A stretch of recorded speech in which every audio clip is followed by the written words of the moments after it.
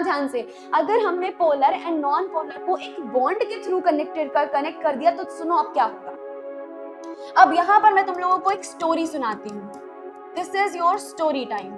अब ये स्टोरी को बहुत ध्यान से सुनना बेटा, क्योंकि यहीं पर मैं इंडक्टिव इफेक्ट के बारे में बहुत ही ज्यादा अच्छी चीजें बताने वाली हूँ। सुन, अब हमारी एक लंबी चेन है पेरेंट चेन की, और इस लंबी पेरेंट चेन से कनेक्टेड है क्लोरीन। अब ये जो क्लोरीन है वो एक सुंदर सी लड़की है, और ये जो कार्बन की पेरेंट चेन है ये वो 3 भाई है ना, ये तीन भाई है, और क्लोरीन एक सुंदर सी लड़की है। कौन से खानदान से क्लोरीन बिलोंग करती है? पहले तो क्लोरीन की कुंडली देखो भाई।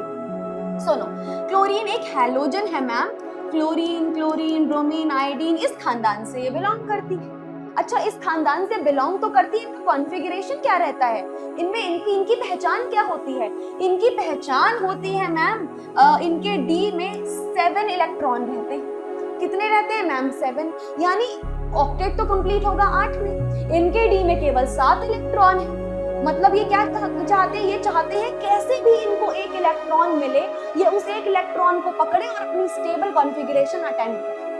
इनका मेन मकसद यही रहता है कि कैसे भी इनको एक इलेक्ट्रॉन मिले, अपना कॉन्फ़िगरेशन पूरा कर ले, बस साइड से निकल जाए। ऐसा समझो कि ये चोरों के खानदान से बिलोंग करते हैं। अब ये जो लड़की है वो चोरों के खानदान से बिलोंग करती है। अब लड़कियां ऑफेंड मत हो जाना है, लड़का भी मान लो तुम इसको, कोई ऑफेंड नहीं होगा।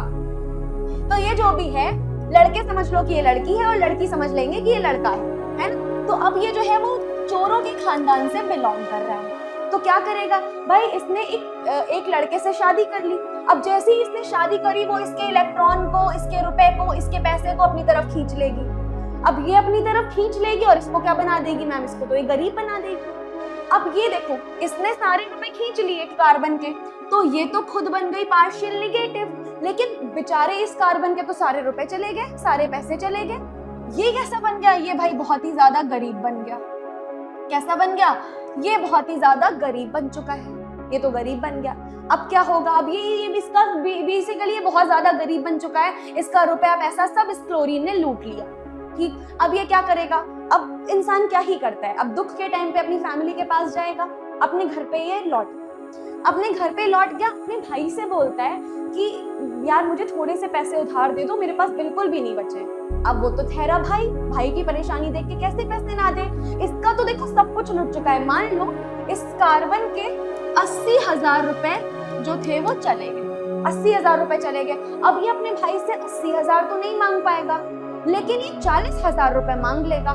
तो इसके भाई के कितने रुपए गए? इसके भाई ने 40,000 रुपए, यानी कि थोड़े बहुत इलेक्ट्रॉन डोनेट कर दिए। इसने भी थोड़े बहुत इलेक्ट्रॉन अपने भाई को डोनेट कर दिए, क्योंकि ये भी डोनेट कर रहा है, तो पार्शियल पॉजिटिव चार्ज इस पे भी आएगा। हालांकि इसका पार्शियल पॉजिटिव ज्यादा है, इस पे पॉजिटिव चार्ज ज्यादा आया क्योंकि ये ज्यादा लुटा। कंपैरेटिवली ये थोड़ा सा कम लुटा, तो इस पे पार्शियल पॉजिटिव थोड़ा सा कम आएगा। अब ये थोड़ा गरीब हो गया है, तो वो अपने दूसरे भाई से मदद मांगेगा कि यार मैंने ना अपने भाई को थोड़ा सा पैसा दिया है, तू एक काम कर, तू भी मुझे थोड़े से 20,000 रुपए के अराउंड दे दे, तू भी मुझे 20,000 रुपए के अराउंड दे दे। तो कहते हैं ठीक है भाई ले ले। ये भी 20,000 रुपए के अराउंड दे देता है। अब ये तो सबसे कम गरीब हुआ था, इसके 80,000 गए, इसके 20,000 गए, लेकिन डोनेट तो किया ना, तो पार्शियल पॉजिटिव चार्ज इस पे भी आएगा। हालांकि ये पार्शियल पॉजिटिव थोड़ा सा कम होगा कंपैरिजन में। समझ रहे हो क्या हुआ था? एक चोरों के खानदान की लड़की या लड़का था, उसने एक से शादी करी, अच्छे इंसान से शादी करी और उसके सारी चीजें ले ली, सब लूट लिया। तो इस पे तो खुद पे तो नेगेटिव चार्ज आया, लेकिन धीरे धीरे ये जिससे भी कनेक्टेड था उन सब पे कौन सा चार्ज आया? Positive charge. यानी जो ये इफेक्ट है, पहली बात तो इस इफेक्ट को क्या कहा जाता है? ये जो इफेक्ट है मैम, इसी इफेक्ट को कहा जाता है इंडक्टिव इफेक्ट। इसी इफेक्ट को कहा जाता है इंडक्टिव इफेक्ट। समझो इस इफेक्ट में हुआ क्या? इस इफेक्ट में जो मोर इलेक्ट्रोनेगेटिव होगा वो सारे इलेक्ट्रॉन खींच लेगा, और ये effect through out the chain चलता रहता है। इसके जितने भी भाई होंगे सबसे पैसा लेना चलता रहेगा। ये चेन रुकेगी नहीं, ये लूप टूटेगा नहीं, ये थ्रू आउट द चेन चलता रहता है। पहली चीज तो ये थ्रू आउट द चेन चलता है।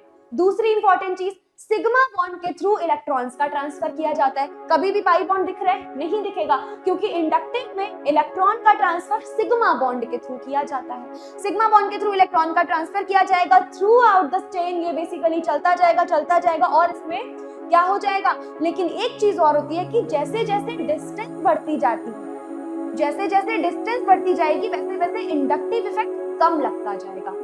जैसे इस पे सबसे ज्यादा इंडक्टिव इफेक्ट लगा था, सबसे ज्यादा तो यही लुटा था, फिर थोड़ा धीरे जैसे जैसे डिस्टेंस बढ़ी हमारा क्या हो गया, इंडक्टिव इफेक्ट थोड़ा कम ऑपरेट होने लगा है। तो ये कैसा इफेक्ट होता है, ये आपका एक डिस्टेंस डिपेंडेंट इफेक्ट होता है। ये एक डिस्टेंस डिपेंडेंट इफेक्ट पाया जाता है। कैसा इफेक्ट पाया जाता है मैम, ये ना एक डिस्टेंस डिपेंडेंट इफेक्ट होता है, यानी डिस्टेंस पे डिपेंड करता है। जितना ज्यादा डिस्टेंस होगी ना उतना कम लगेगा ये, और जितनी कम डिस्टेंस होगी उतना ये ज्यादा लगेगा। इसको कहते हैं हम इंडक्टिव इफेक्ट।